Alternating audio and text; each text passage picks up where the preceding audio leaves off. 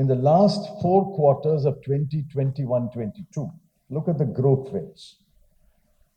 The last year, 2021-22, look at the growth rates. First quarter, 20.1. Second quarter, 8.4. Third quarter, 5.4. And the fourth quarter, 4.1. And yet, the Modi government says we are growing at a brisk pace. The growth rate has declined over the last 4 quarters. Now, what will be for the first quarter of 22-23, I cannot say. We will come to the end of June and the figures will come on August 31. But because the base is 20.1 over last first quarter, it cannot be very high. But I suspend judgment on that. Now, look at the impact. I've got a lot of numbers to explain the impact, particularly in health and education, but I will give you only the numbers on health.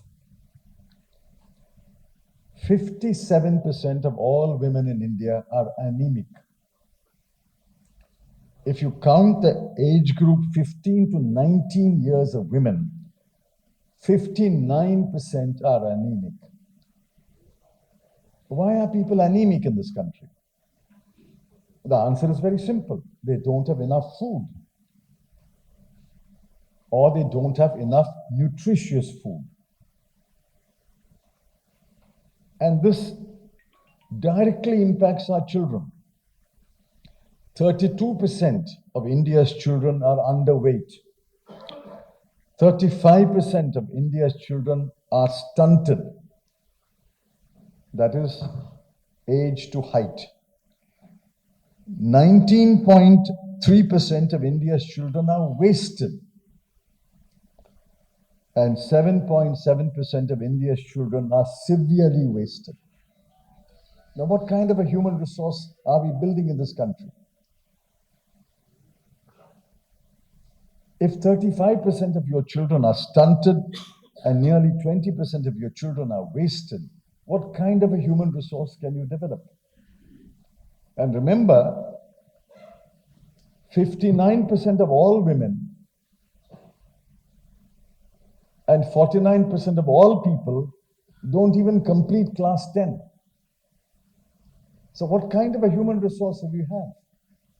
We have a human resource that is physically weak and educationally extremely weak. If half the population does not complete even 10 years of schooling, and if roughly 1/3 of your children are either wasted or stunted, what kind of a human resources do you have?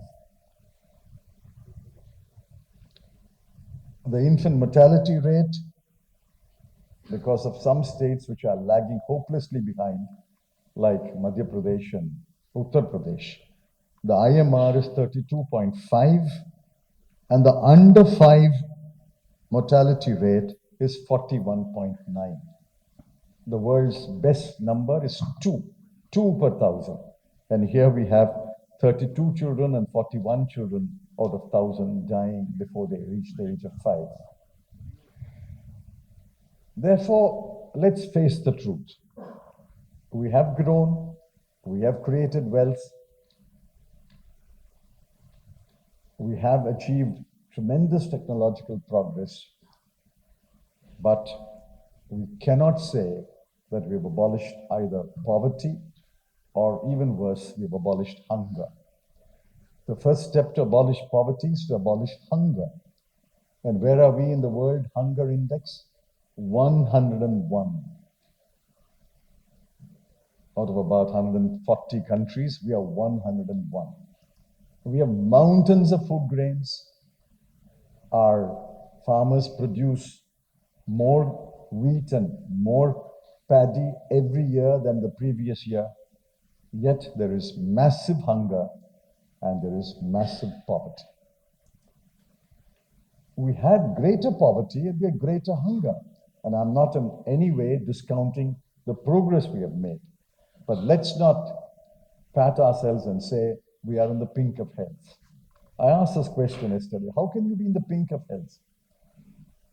You have so much health problems, health deficiencies, so much educational deficiencies. So many of your children are either stunted or wasted. So many of your women are anemic. Your household consumption for half the population is less than 11,000 per month. And if 25% of your population does not even own a bicycle, how can you call yourself a country that is developing at a rate that is satisfactory? Which is why we think that the time has come to reset policy. And the new Sankalp economic policy, the new resolved economic policy, NSEP, says that if a Congress government or a Congress-led government comes into office, the focus must be on jobs. It's no longer good enough to say, I'll provide rations to everyone at one end, or I'll provide the golden quadrilateral 4-lane highways and 6-lane highways connecting every town and every city. All these are good. Nobody's in any way diminishing their utility. But the first requirement, the primary objective must be everybody must have a job. Everybody in the labor force who wants to work, who's looking for work, and who otherwise would be looking for work if he had not given up hope, must be provided a job. There are thousands and thousands of jobs. You know the famous Sherlock Holmes maxim. The best place to hide is to hide in plain sight. Nobody looks at your table in the living room. They will look for a cupboard here or an almirah there or a safe here. Nobody looks at the table in the living room. The best place to hide is in plain sight. We have thousands and thousands of jobs that are hidden in plain sight. For example, 8,72,243 jobs are vacant in the central government alone. Now, why has Mr. Modi not filled it over the last 8 years? And today he says, I will fill 10 lakh jobs. It's not 10 lakh. It's 10 lakh minus 8,72,243. Your net addition is only 1,28,000 jobs. Why have you not filled these jobs? There are over 1 lakh vacancies in the Indian Defense Forces. There are huge vacancies in banks, public sector undertakings. But apart from these obvious, visible jobs which have not been filled, there are thousands and thousands of jobs that are waiting to be discovered and created. I don't know if you've seen a YouTube interview of a doctor in Bangalore. No, the other doctor who runs that hospital. Will come to me in a minute. Devi Shetty. Now he says, we need 50,000 in this discipline of medicine, 100,000 in this discipline of medicine, 150,000 in this discipline of medicine. And you're building huge campuses for medical college. Whereas in the Arab countries, a medical college is run in a mall and they produce doctors for other countries. Why do you need anything more than 50,000 square feet for a medical college? Just look at that interview. I just visited a law college near Thiruvallur, which was started 3 years ago. On a 50-acre campus, a law college has been built. Whereas world over, law colleges are perhaps in 4 or 5 floors in one building. That's all you require. What does a law college require? It doesn't require 50 acres of land. And when we wanted to plans for the new law college in my constituency, I was told it's going to cost you 101 crore. I said, why do you need 101 crore for a law college? It requires, for 5 years, it requires 5 classrooms after 5 years. And even if you have 2 sections, it requires 10 classrooms. And 10 classrooms can be accommodated in 3 floors. These are our misplaced priorities. There are thousands and thousands of jobs, and I can list the thousands of jobs in agriculture and agro-processing, agricultural extension officers, doctors, nurses, paramedics, technicians,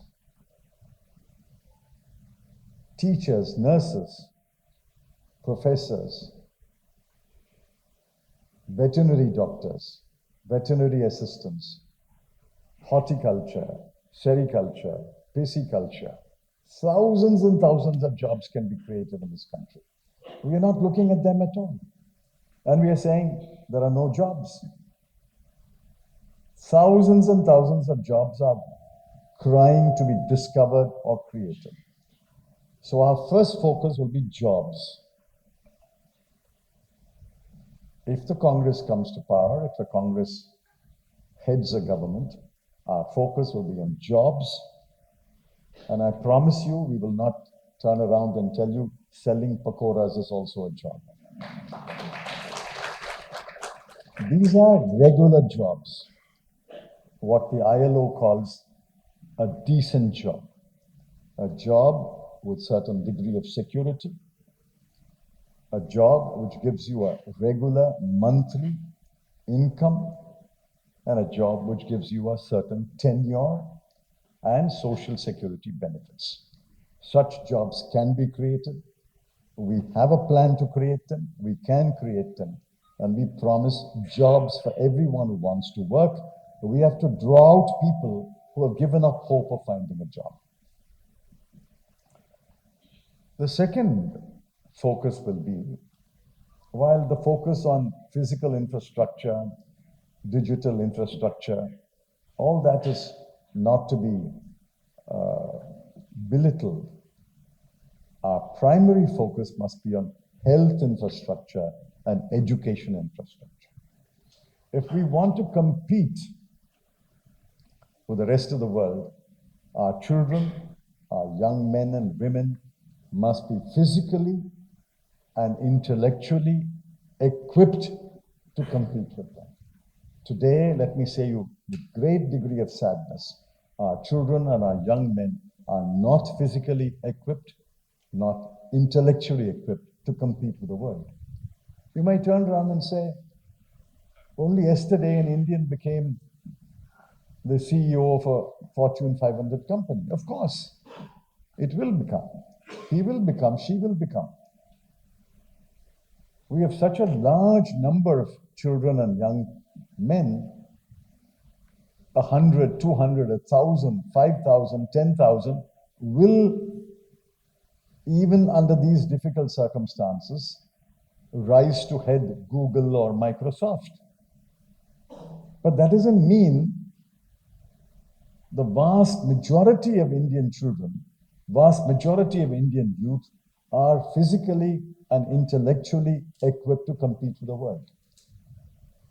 Despite our system, despite our deficiencies, an individual here, an individual there may rise to the top. That's because of the huge number of people we have got, the huge base of human resources we have got. But that doesn't speak for all of them. So after jobs, the focus must be on health infrastructure and education infrastructure. We must ensure that every child has a proper 12-year school education. Today, the ASER, the annual survey of educational, annual status of educational, ASER, says an 8th grade child cannot read a third grade textbook. You don't have to go too far. Just call somebody in your neighborhood, your maid or your domestic help, your driver, your watchman, or somebody in your office and ask him to bring his child, boy or girl, to your home one day and ask the child what you're studying. And if the child says, I'm studying 7th or 8th standard, give the child a third grade textbook. More often than not, you will find that 7 or 8 out of 10 children cannot read a third grade textbook. And worse, they cannot write, they cannot draft and write a one-page composition or a one-page essay. They can't even draft a letter. And even worse, they can't converse with you except in colloquial local language. They may be in English medium schools, they may be learning English as a language, they can't speak. Other day, a young girl who's finished her, who's in the first or second year of engineering, she came to me and said, I want a recommendation for my aunt or to be admitted to AIIMS. I didn't know the girl. So I gave a letter to the AIIMS director, and that's the least I can do. But she couldn't speak a word of English. And she's in the second year of engineering. Not a word of English. Now, what will she understand? What questions that she can ask her teacher? What doubts will be clarified? And the result is, a major engineering construction company told me, engineering graduates, the bulk of the engineering graduates, we're not talking about IIT, we're not talking about the topper of IIT.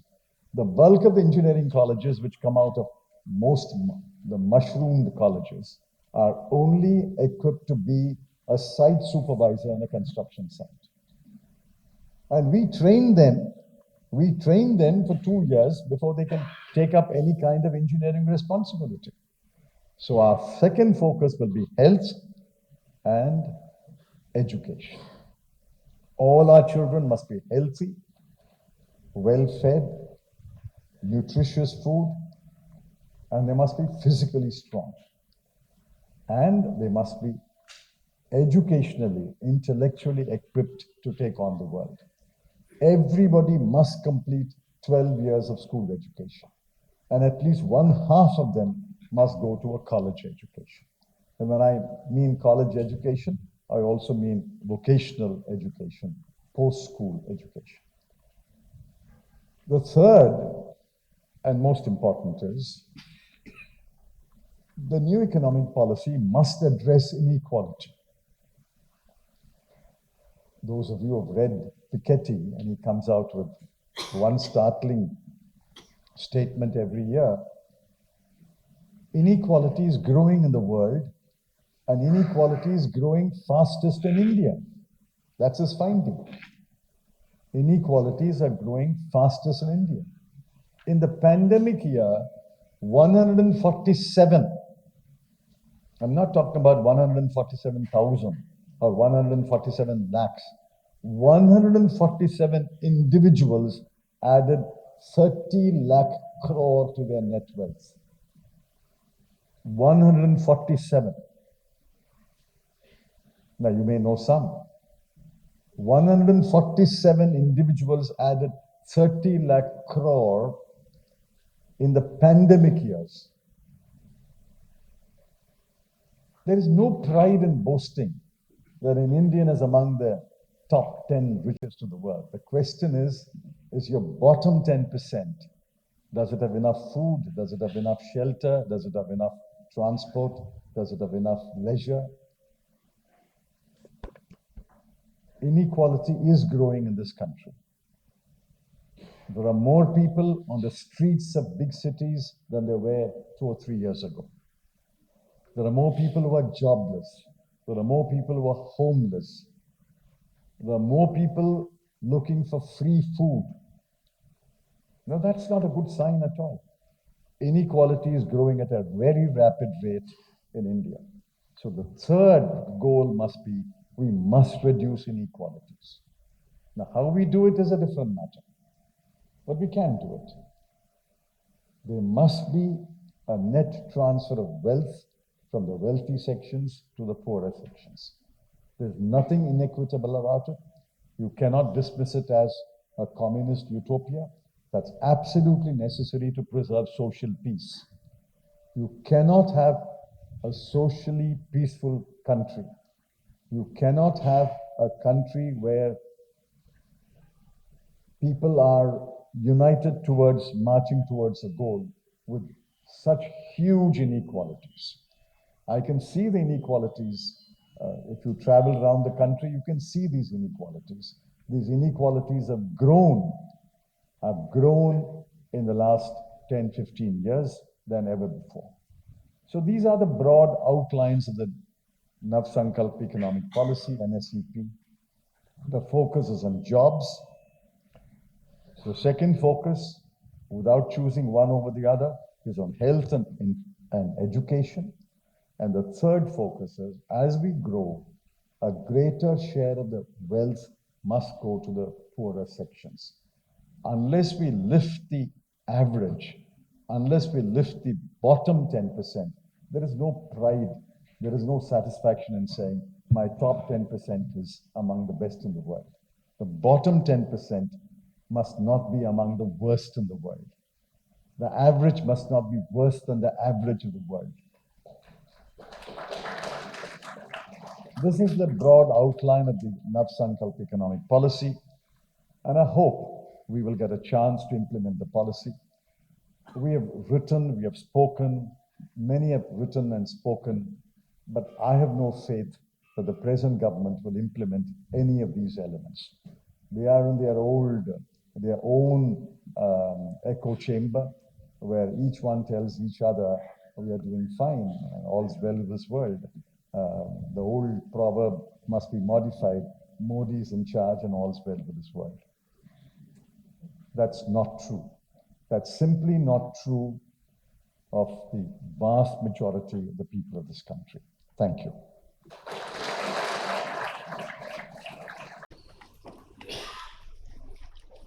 Distinguished ladies and gentlemen, members of the All India Professional Congress, friends. I have been requested to speak in English, but I shall try to intersperse it with some Tamil sentences. You know that the Congress Party met in Udaipur and adopted several resolutions, one of them on the economic policy.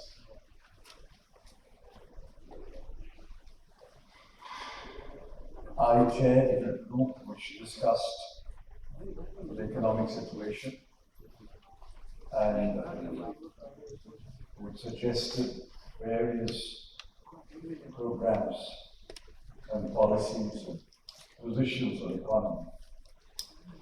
And I suggested we christen it the Navsankalp Economic Policy, NSEP. The only purpose was to distinguish it from what we did in 1991. By all accounts, there is practically unanimity among economists, historians, sociologists that 1991 marked a watershed, a clear break from the past and a new path. But remember, in 1991, it was not a premeditated change. 1991 was a post-election set of policies, although many of us, I included, tried to trace it back to the 1989 Congress Manifesto, and in particular the 1991 Congress Manifesto. There were indeed elements in the earlier two manifestos which we can claim to be the origin of the 1991 new economic policy, but to be completely honest and fair, 1991 was a clear break with the past. I know many of our friends disagree with us. Comrade Rangarajan is here. His party disagreed with us. But whether the nation accepted it or not can only be judged when you look back. And looking back now, 31 years, clearly the nation has accepted the change of the past. Nation has benefited from the change of the past. Nation's wealth, nation's growth rate, nation's per capita income have all increased dramatically since 1990. I don't wish to go into statistics and numbers, because even otherwise I have a number of statistics and numbers, and I don't want to make this into a lecture on economics. I want to focus on the economics as well as the political forces that can drive economic change. Just to put it in perspective,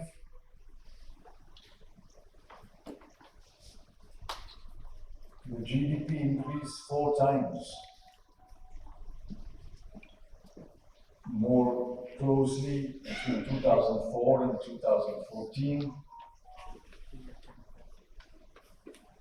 We recorded an average growth rate of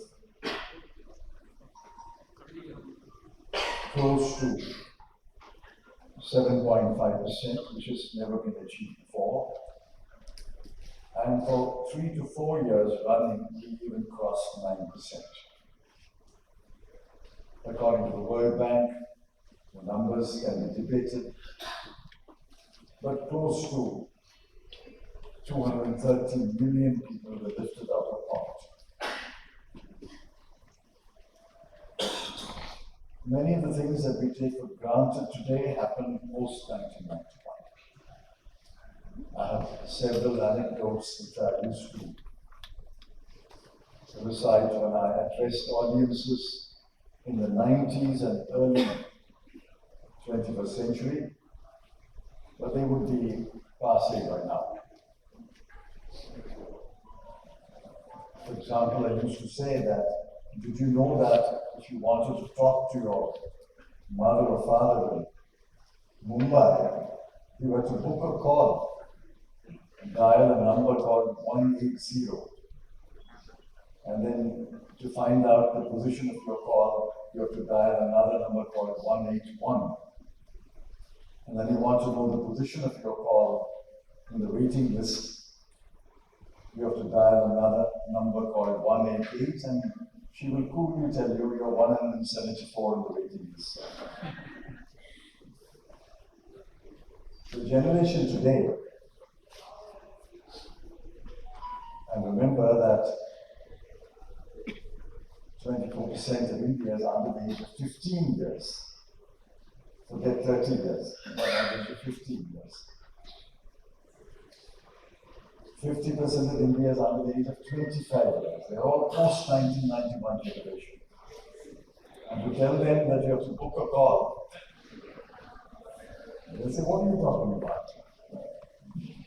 Did you have mobiles then? So those 1991 marked a clear break. Now my hypothesis, our hypothesis in Udaipur was, it's time to reset economic policy. 30 years is too long for a policy to run its course. In 30 years, we have learned many lessons. We have unlearned many lessons. We have achieved much, but we have also not achieved much of what we wanted. There is still poverty. There is still hunger. There is still huge regional imbalances. And to say that the policies that we adopted in 1991 and fine-tuned it over a period of time would be sufficient for the next 10, 20, 30 years is completely foolish. We have to reset policy.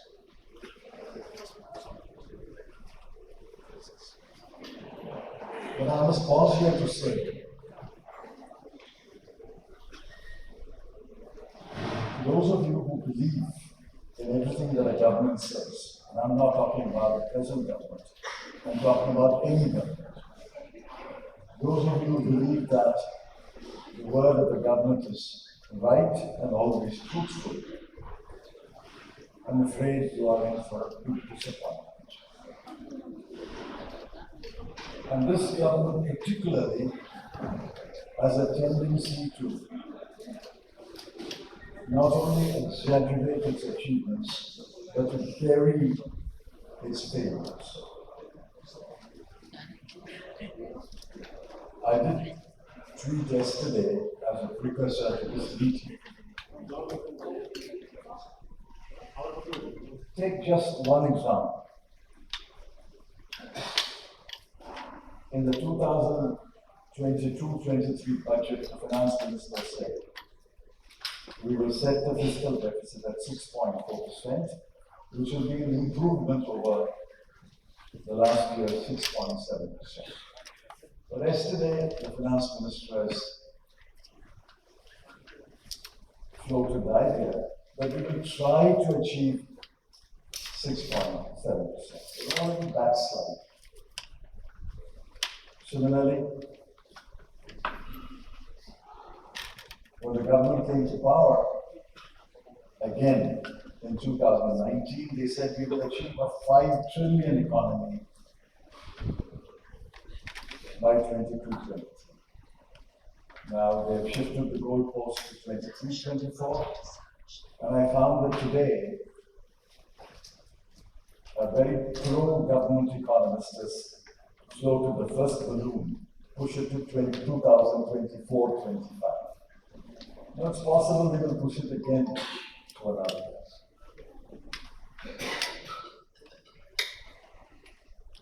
Let's look at the objective facts. And I think these objective facts should tell you what is the state of the economy. India has a population of 140 crore. The size of the labor force, which is anyone between the age of 15 and 65. That is the labor force in the country, is 43 crore, 430 million. The labor force participation rate, that is those in the labor force who are actually working or looking for work. We have to count both. I'm working or looking for work. A lot of people don't look for work. I wish I could do that. The percentage that is looking for work is only 42.13%. So straight away, India's population of 140 crore people is supported by the work of approximately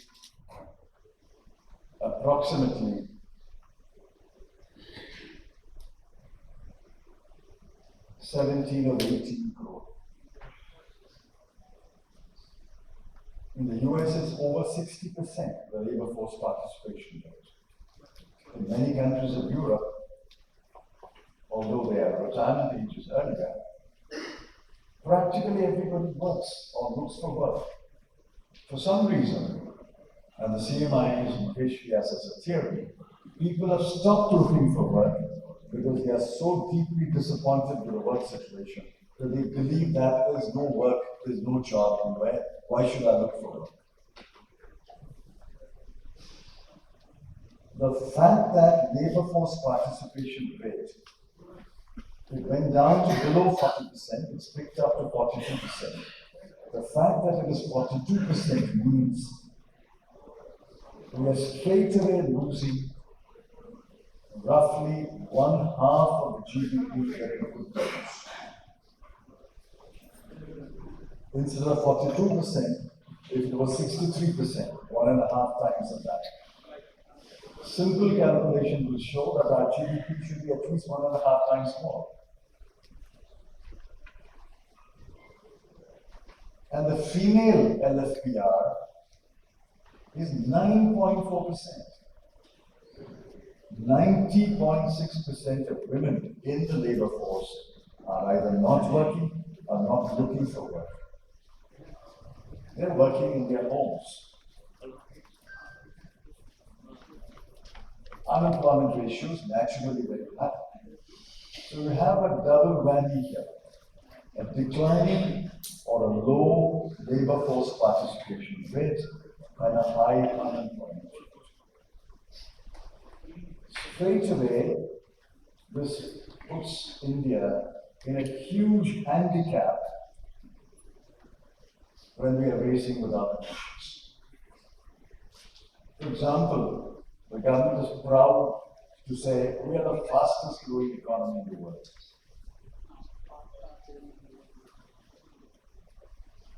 We are growing at a rate faster than China. Technically, that's correct.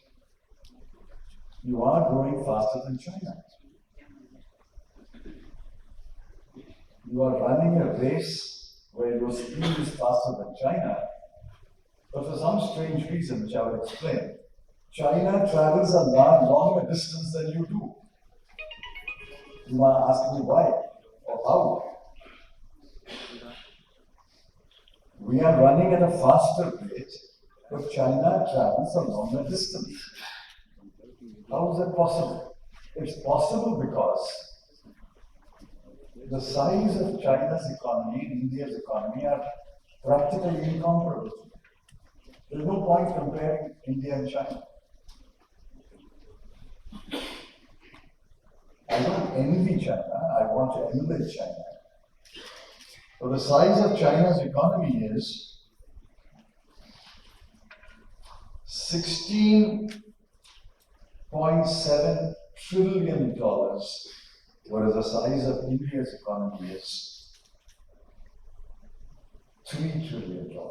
They are 5.5 times bigger than you. When they are 5.5 times bigger than you, in 2022, China grew at 5% and added $2,600 billion to its GDP. Your size was $3 trillion, that is $3,000 billion. You grew at, in 2021-22, at about 7.1%. We added $500 billion. India added $500 billion in 12 months, whereas China adds $2,600 billion in the same 12 months. It's adding nearly an Indian GDP every year. And this distance will grow. In fact, if we project it over 3 years, it's horrendous. The difference is horrendous. As a result, China's defense budget is larger than our total budget. So there's no point comparing and saying, I'm growing at a rate faster than China or faster than Vanuatu Island. There's no point in saying that. You must also look at what is the base on which we are growing. We are still a poor country. And there are some numbers which will establish we are a poor country. The last household survey revealed that the median, median is half the population is above that number, half the population is below that number. That is the median. It is not average, it is the median. The median monthly income of an Indian household is 15,000 rupees. And the median household consumption of an Indian household is 11,000 rupees. Half the people are above that, which is a happy situation. But remember, half the people are below that. Half the people are consuming for the whole household 11,000 rupees or less. Now, what can they consume? And therefore, this statistics came as a great surprise to me, and I'm sure it will come as a great surprise to you. You know the number of families in the country which does not own a car or a two-wheeler or even a bicycle? Just guess the number. Guess the number of families in India which don't even own a bicycle. 25% of Indian families do not own a car or a bike or a bicycle.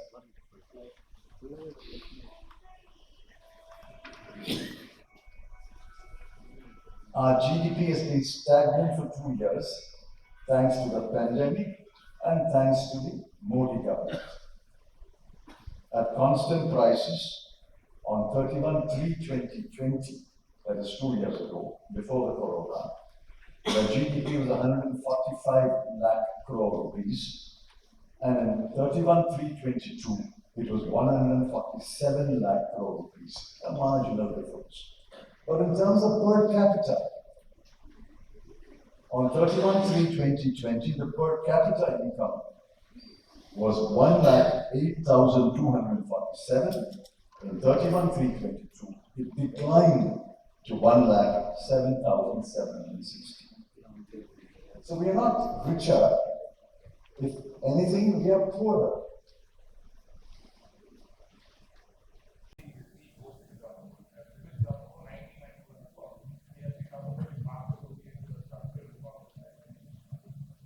See, we must quickly democratize our approach to health and education. It's over-regulated today, over-centralized, and in fact, I can give you any number of examples of increasing over-centralization and over-regulation. For example, on education, I would put it back on the state list and let states compete with each other on education. There's no reason why education should be in this concurrent list. It was not so when the original constitution was formed. It was moved to the concurrent list during the emergency. But that is an aberration. I think it should go back to the state list. Yes, you can have national testing institutions. There's no harm there. You can have national testing institutions which will test people, which will lay the standards for examinations. There's no harm in that. But that should be only for performance at the exit point and performance at the entry point. Once you devolve these powers on the state, states will compete with each other. And students will start moving from one state to another, as they are doing today. And then the states will wake up to say, why are students not joining our colleges here? So I think we should democratize education. We should also democratize healthcare. Again, there's over-centralization. We have got a national health mission. You can announce the broad contours of a policy, but allow the state to implement it according to the requirements of the state. Obviously, a child will understand that. The requirements of a health infrastructure in Kerala are very different from the requirement of health infrastructure in Bihar. In Bihar, you must first have a PHC, a primary health center. And if there's a primary health center, you must provide electricity. And if there's electricity, you must provide an examination table, and you must have a nurse, and you must have a doctor who attends it occasionally at least.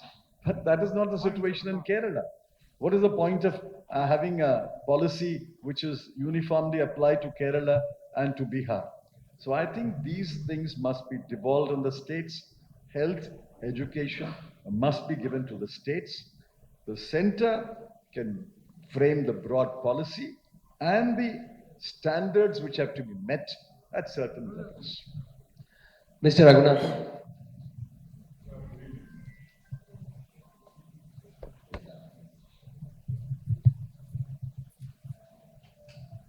I'm coming to you on behalf of the small and medium self-employed entrepreneurs. You talked about the focus of jobs. Jobs can exist only if the job givers are available. We have seen disruptive technologies, but we are now witnessing disruptive policies. Policies which has killed entrepreneurs. We are not able to get up.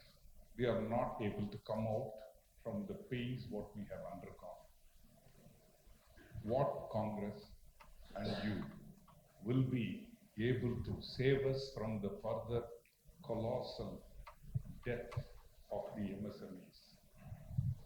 I'm saying this with the pains. I represented this to Mr. Rahul Gandhi in 2021 at Coimbatore. I spoke on the 3M problems and highlighted 30% of MSMEs are getting wiped out.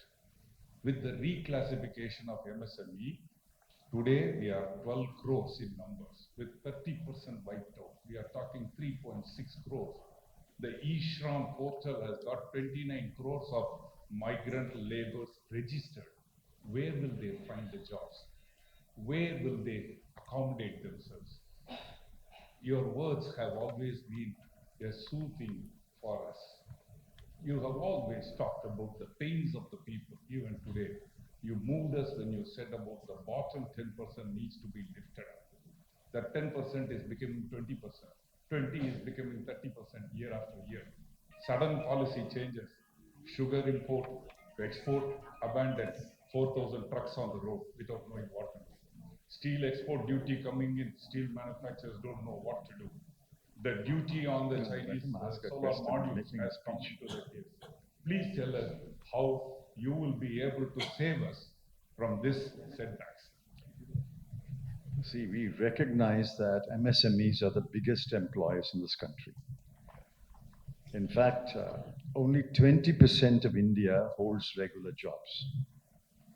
60% are in what we call irregular jobs. Most MSMEs have irregular jobs unless you take the medium enterprises. Micro and small are irregular jobs, what we call precarious jobs. But the fact remains that MSMEs are the biggest employers until they are absorbed in regular jobs. And that's not going to happen in the foreseeable future, at least not in the near future. So MSMEs have to be helped. Now, MSMEs can only be helped if they are allowed to grow. It's wrong to assume, and I'm sure that there will be stiff opposition to what I'm saying. It's wrong to assume that micro and small enterprises can survive forever and ever as being micro and small. That's simply not possible. That's against the laws of economics, laws of nature. Everybody has to grow. Micro has to grow to small, small has to grow to medium. More micro units will come, but they have to grow. Without that growth opportunity, you cannot survive. Because technology will take over. The very disjointed supply chain will take over. For example, there were 5,000 units in Tirupur which were doing what we call job work for the main fabric manufacturers, knitwear manufacturers. Today there are 500.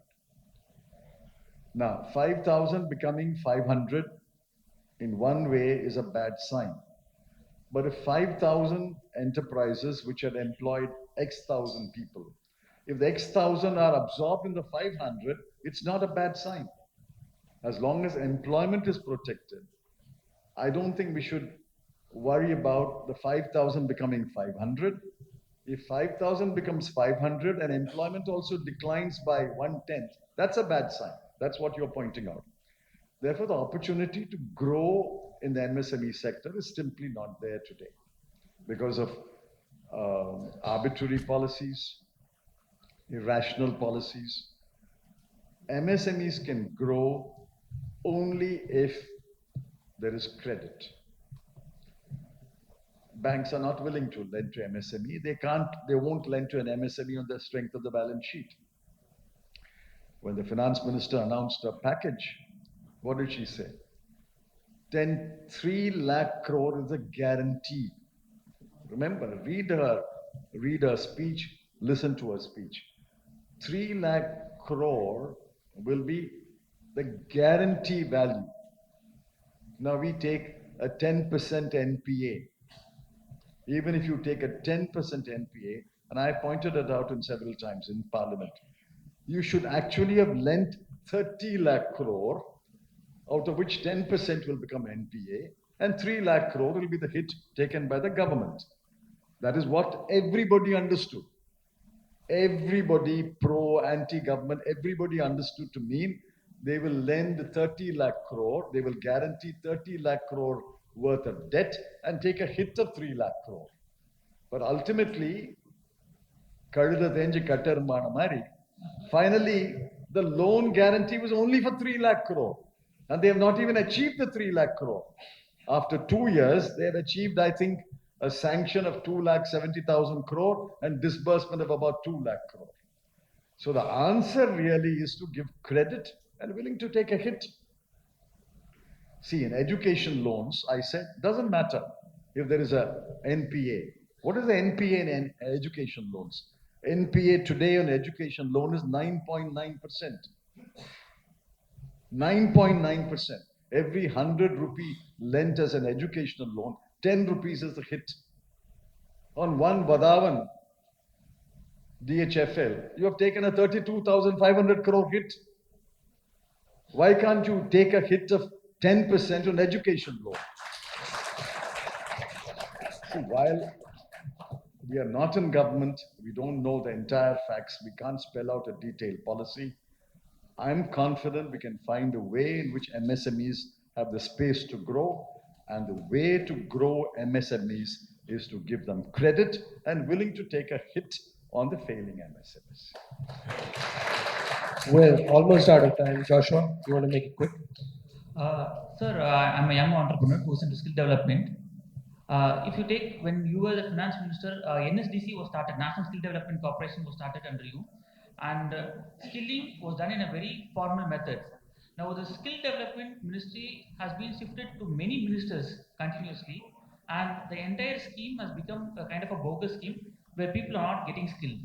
We are creating a lot of engineers, but they lack skill sets. So only if youngsters are not skilled enough, how will jobs be created, and what will, when in 2024 when we come to power, how much importance will be given to skill development? So I think because of their experience with skill development, they are now making the Indian Army the skill development center. You saw the BJP leader say, Indian Army, you come out of an Agniveer, you'll become a good tailor, a good driver, a good washerman, a good barber. See, skill development is again, the fault is over centralization, over governmental regulation. And also I'll blame industry. We set up the skill, sectoral skill council, sector skill council. I think we set up some 32 or 35 sector skill councils, automobile, foundry, etc., leather, etc., paper. They were supposed to come up with the syllabus, the skill that must be imparted, and the rating of the trainee. But I think at some point, the industry, the private sector lost interest in skill development. I think the sectoral skill councils, I don't hear anything what they are doing. The sectoral skills councils are not doing their job. Maybe they have been intimidated by government's control. I would restore the authority and power to the sectoral councils and tell them, you now take these boys and girls and train them and skill them for your industry. I will give you money. I will give you other support, but the onus of skilling young people should not be on government. Onus of skilling young people must rest with industry. Sir, Thank you. I'm sorry. One question, please. And Mr. Chidambaram actually has a public meeting to go to in Perambur, which is why I'm sorry, but I have to cut you short here. It's going to take him 45 minutes to get there as well. So thank you. I will take the You want last. to take a? Okay, go ahead. Thank you, sir. என்னோட question sir, automobile industry is paying 28% of GST actually. A customer is paying 28% on automobile they purchase. இதுல பிரச்சனை என்னன்னா 50,000 bike வாங்குறவங்களும் 28% பே பண்றாங்க. Even Rahul Bajaj has raised this issue. 50,000, 60,000 bike இருக்கவங்களுக்கும் 28% without input also. So what is your views on that? இது GST அல்ல, இது கப்பர் Singh tax.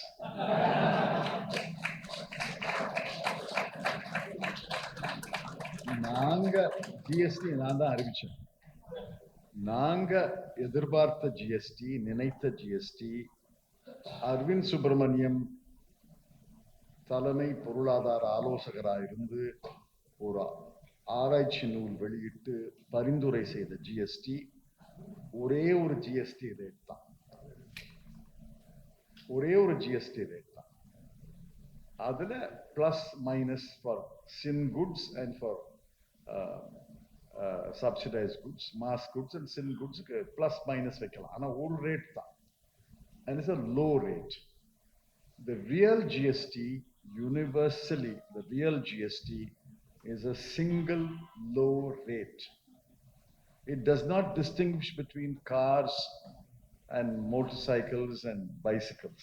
It does not distinguish between an air conditioner and the stuff. It should not distinguish because it is on the value addition. Air conditioner அதிகமான மதிப்பு கூட்டல் value addition இருந்தா அந்த rate அதிகமான மதிப்பு கூட்டல் வரியை தரும். அதே மாதிரி ஸ்டவ்ல குறைந்த விலை குறைந்த மதிப்பு கூட்டல் இருந்தா அந்த ரேட்டு குறைந்த மதிப்பீட்டு தரும்.